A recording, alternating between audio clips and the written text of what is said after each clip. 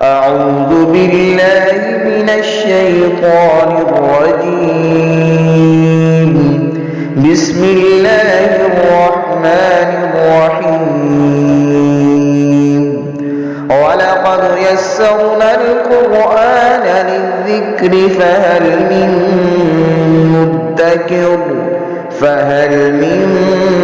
مدكر. بسم اللہ الرحمن الرحیم۔ سورہ آل عمران کی 187 آیہ مبارکہ ہے۔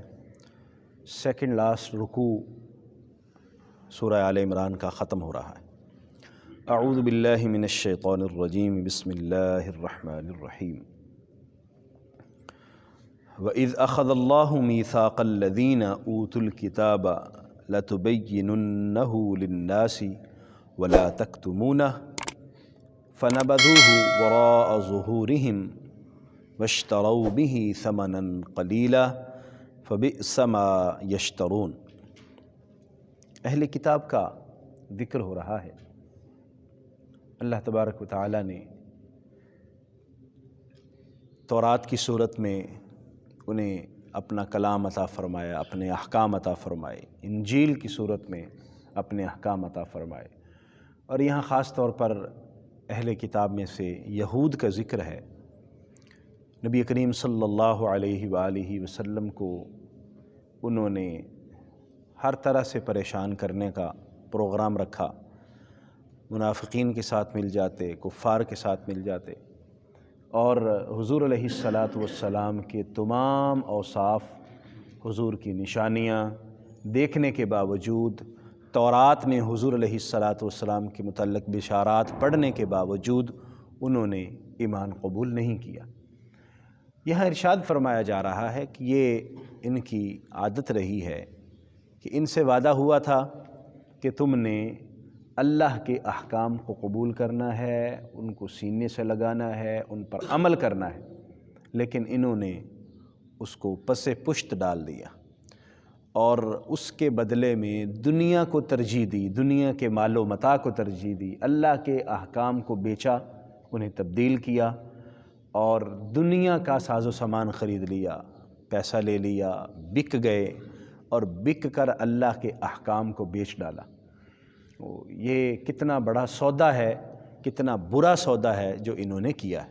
یہاں یہ ذکر فرمایا گیا، وَإِذْ أَخَذَ اللَّهُ مِيثَاقَ الَّذِينَ أُوتُوا الْكِتَابَ، اور یاد کیجئے اے حبیب صلی اللہ علیہ وسلم، جب اللہ تبارک و تعالی نے پختہ عہد لیا تھا، پختہ وعدہ لیا تھا، الذین، ان لوگوں سے، اوتوا الکتاب، جنہیں کتاب دی گئی، لَتُبَيِّنُنَّهُ لِلنَّاسِ، وعدہ کیا تھا؟ اس کی پہلی شق یہ ہے کہ تم لوگوں کے سامنے کھول کھول کے بیان کرو گے۔ لَتُبَيِّنُنَّهُ لِلنَّاسِ، تمہیں جو احکام دیے جا رہے ہیں، جو کتاب تمہارے سپرد کی جا رہی ہے، وہ واضح کر کے لوگوں کے سامنے کھول کے بیان کرنا ہے۔ وَلَا تَكْتُمُونَهُ، اور اس کو چھپانا نہیں ہے، تم کوئی چیز چھپاؤ گے نہیں۔ تورات دی گئی، انجیل دی گئی، اس میں جو اللہ نے حکم بیان فرمائے، اللہ کے جو احکام ہیں، ان کو واضح کر کے بیان کرنا ہے اور چھپانا کچھ نہیں ہے۔ فَنَبَذُوهُ، انہوں نے کیا کیا؟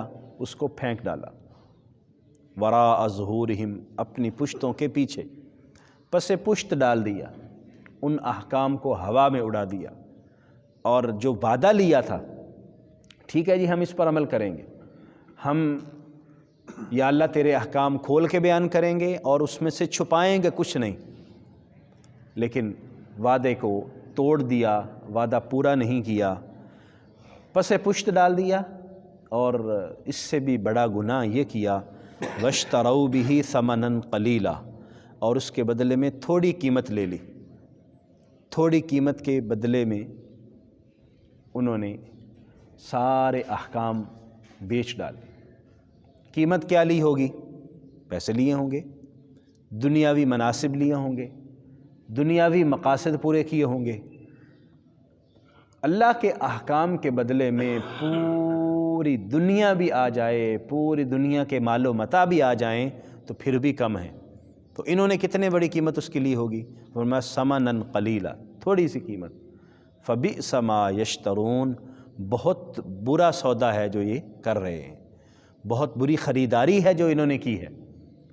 اللہ نے احکام دیے چھپانے کا، انہوں نے نبی کریم صلی اللہ علیہ وسلم کے اوصاف، حضور کے کمالات وہ عمل کیا، چھپا لیے۔ دو جو ان کو خاص طور پر باتیں کی گئی تھیں کہ لوگوں کو واضح کر کے بیان کرنا، چھپانا کچھ نہیں ہے، اور واضح کر کے بھی بیان نہیں کیا۔ ہم پیچھے پڑھ آئے ہیں کہ جہاں ان کے خلاف یا ان کی سوچ کے حوالے سے کوئی ایسی آیت ہوتی تورات کے اندر یا انجیل کے اندر تو کیا کرتے؟ اس وہاں سے زبان کو ٹیڑھا کر لیتے۔ ان کے خلاف کوئی بات جا رہی ہوتی تو اس کو خفیہ کر کے یا اوپر ہاتھ رکھ لیتے یا اس کو درمیان سے گول کر جاتے۔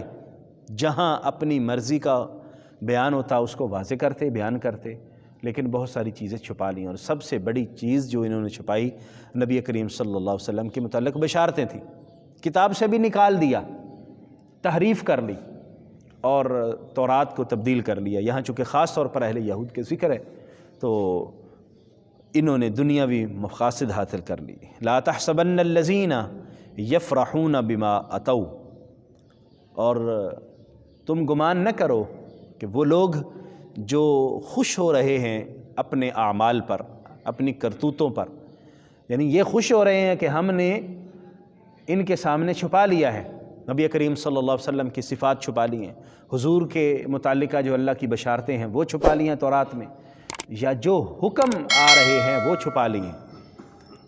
جس طرح کے احادیث مبارکہ میں ذکر آتا ہے کہ انہوں نے یہ عمل کیا کہ جو ان کے بڑے جرم کرتے اس کو رعایت دے دیتے، چھوٹا جرم کرتا تو اس کو سزا دیتے۔ تو نبی کریم صلی اللہ علیہ وسلم نے ایک مرتبہ بلا لیا، آپ نے فرمایا بتاؤ تورات کے متعلق حکم کیا ہے؟ ایک صحابی رسول کو انہوں نے اپنا ثالث مقرر کیا، حضرت سعد رضی اللہ تعالیٰ عنہ کو۔ تو انہوں نے کہا کہ میں تورات کے مطابق فیصلہ کروں گا۔ وہ تو تورات کو جاننے والے تھے اور قرآن کو بھی سمجھتے تھے، تو جب انہوں نے تورات کے مطابق فیصلہ کیا تو ان کو قبول نہ ہوا۔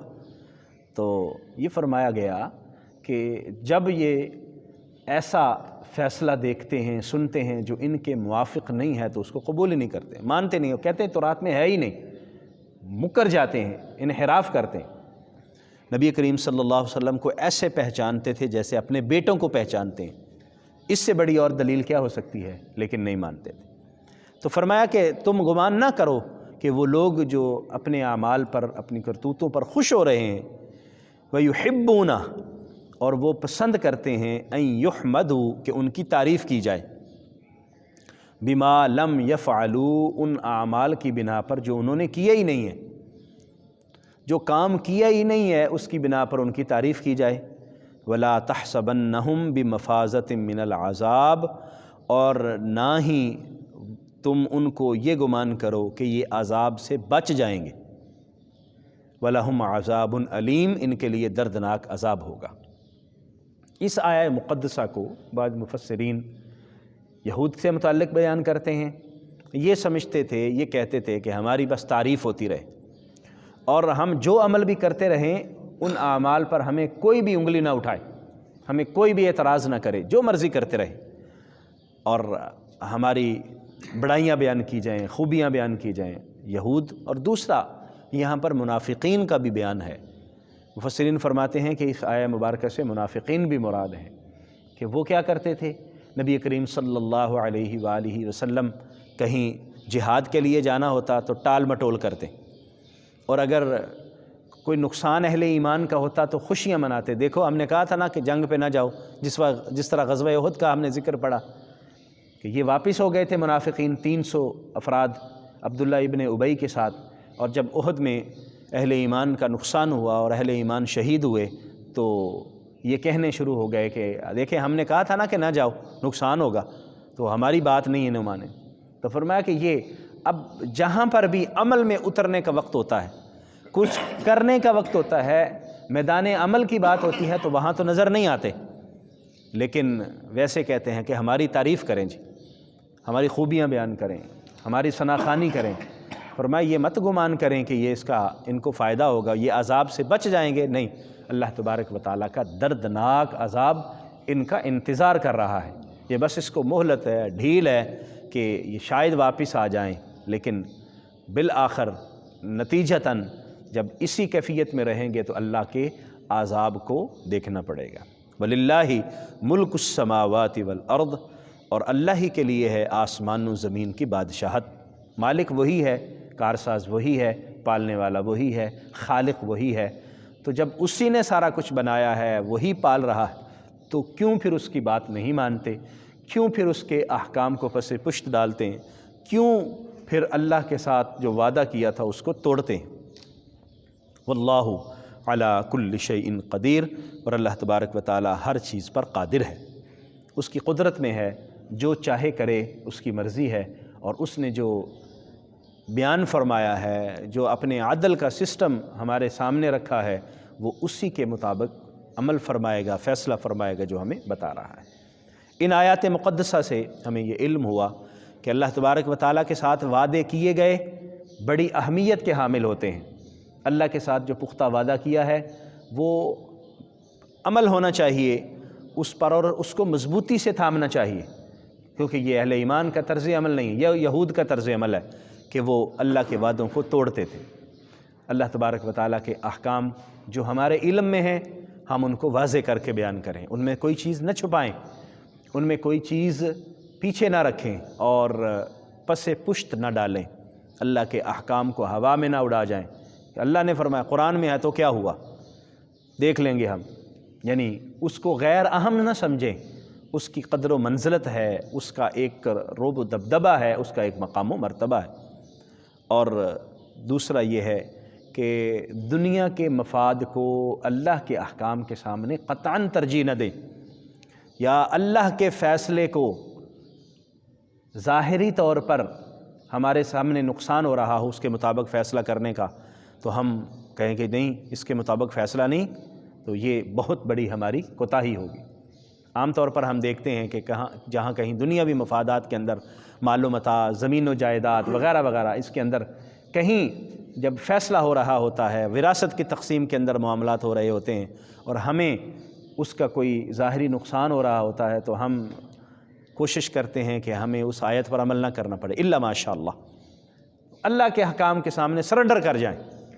یہ طرز عمل اہل ایمان کا نہیں ہے۔ اللہ کا حکم ہے، سر تسلیم خم، جو بھی اللہ کا حکم ہے، کسی بھی حکم میں، ہمارے کاروباری معاملات کے اندر، ہمارے گھریلو معاملات کے اندر، ہماری وراثتی تقسیم کے اندر، جہاں بھی اللہ کا حکم سامنے آ جائے جھک جائیں، کیونکہ اللہ کے حکم کے سامنے دنیا کو ترجیح دینا، یہ مطلب یہ ہے کہ ہم نے اللہ کا حکم تھوڑی قیمت کے بدلے میں بیچ دیا ہے، اور اللہ کو یہ پسند نہیں ہے۔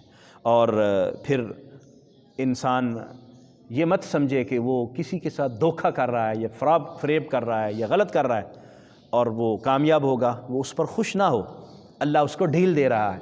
اللہ کی رسی سے کوئی بچنے والا نہیں، جو نقصان کسی کا کرے گا، حق مارے گا، قیامت کے دن اس کو اس کا بدلہ دینا پڑے گا۔ اور ایک اہم بات یہاں جو ہمیں بتائی گئی ہے وہ یہ ہے کہ جو کام ہم کرتے نہیں ہیں اس پر تعریف کے خواہاں کیوں ہیں؟ جو نیکی یا جو کوئی اچھا کام ہم نے کیا نہیں ہے، خاص طور پر جو ہمارے مبلغین ہیں ان کے لیے بھی ہیں، جو اپنے نام کے ساتھ بہت بڑے بڑے القاب لگاتے ہیں، بڑے بڑے القاب جس کا معنی اور مفہوم بھی شاید ان کے علم میں نہ ہو۔ فرمایا کہ جو کرتے نہیں ہیں اس پر خوش کیوں ہوتے ہیں، اور پھر یہ چاہتے کیوں ہیں کہ ان کی تعریف کی جائے؟ یہ اللہ تبارک و تعالیٰ کو پسند نہیں ہے۔ ہمارے دل میں یہ خواہش نہیں ہونی چاہیے کہ فلاں میری تعریف کرے، فلاں میری بڑائی بیان کرے، فلاں میرا رتبہ بیان کرے، میری شان بیان کرے، وغیرہ وغیرہ، نہیں۔ اللہ کریم عزتیں اللہ عطا فرماتا ہے، اور جو عزتیں وہاں سے ملتی ہیں اصل میں وہی ہوتی ہیں۔ ہم جو بھی اپنا کرتے رہیں کہ میں فلاں ہوں اور میں فلاں ہوں اور مجھے رتبہ نہیں دیا گیا اور میری عزت نہیں کی گئی، وغیرہ وغیرہ، یہ سارا اللہ کی طرف سے، اللہ سے عزتیں بھی اللہ کی بارگاہ سے ملتی ہیں، رتبے بھی اللہ کی بارگاہ سے ملتے ہیں۔ اس لیے لوگوں سے عزتیں مت چاہیں، لوگوں سے اپنے مقامات مت چاہیں، ان سے تعریف کے خواہاں مت ہوں، یہ اللہ کو بھی پسند نہیں ہے، رسول اللہ صلی اللہ علیہ وسلم کو بھی پسند نہیں ہے۔ تعریف وہ ہے جو اللہ کسی کے ذہن میں ڈالے اور وہ آپ کی کرے۔ عزت وہ ہے، تعظیم وہ ہے جو خود اپنے دل سے کوئی کرے۔ کہہ کے تعظیم کروانا اور کہہ کے تعریف کروانا یہ کوئی تعریف ہوتی ہے؟ اللہ کو یہ پسند نہیں ہے۔ اللہ کریم ہمیں محفوظ فرمائے اور اللہ اپنے عذاب سے ہمیں بچائے اور اللہ اپنے احکام پر ہمیں عمل کی توفیق عطا فرمائے۔ آمین۔ وآخر دعوایا الحمد للہ رب العالمین۔